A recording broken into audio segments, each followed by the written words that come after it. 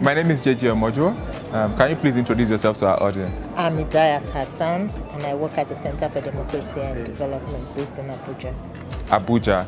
I'd like to ask, a lot of people consider Nigeria's 2015 elections okay, but do you think there are lessons Nigeria can pick from the rest of Africa in terms of improving its electoral process? Yes, there are lots of lessons because in the last, this year alone across Africa, there have been like 13 elections. So you can just imagine that there is so much to actually learn. First and foremost, in terms of participation, we as a nation will have to work in terms of improving so that this voter turnout, there will be an improvement as against the apathy we have actually been witnessing. Then the issue of election management itself is very, very key. In 2015, our election management system was very, very okay, but there were still a bit of challenges with what we are witnessing across the continent. We have to work better as a nation. You are aware of what happened in Kenya, what is actually happening in Liberia at the moment also, where they will also be having a rerun election. So in fact, they are in court. The NEC is looking into the issues again. And all of this was based in terms of the challenges experienced in the election management system. So it goes beyond the integrity of the election management body now. We have to work in terms of building the capacity. Yes, we have capacity as a nation, but we have to work on improving it so that the 2019 election, we see an improvement and we can avert those kind of challenges that other nations are actually witnessing at the moment. Thank you very much. Yourself as a person and CDD West Africa have been very, very involved in terms of trying to improve the electoral process across the West African sub-region.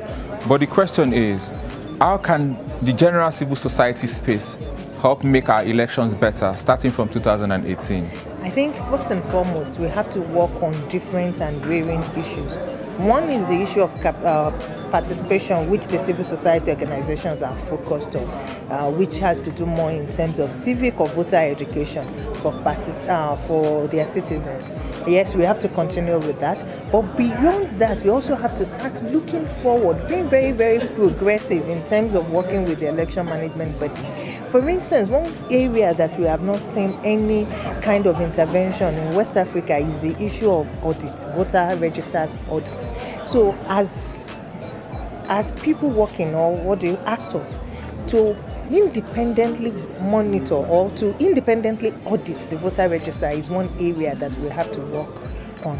Then secondly, also, it's also important that we work more with political parties because they are the vehicle for actually for participation. They are the vehicle through which we choose our representative, and it is the quality of people they present that will determine the quality of leaders that will actually be in office. So that's working with political parties, working to actually make sure that the correct people are recruited into office is very, very key and paramount. Now, beyond working with political parties, working with the EMB on technical assistance and the voter audit is one example that I've also given.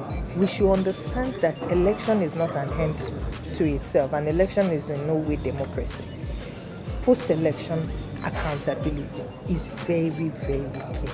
After we, as a people, vote, we must continue to engage. We must build accountability. We must watch the watchers at all levels. Now, by watching the watchers, it's not just our elected representative. It's all people that are actually in position of authority.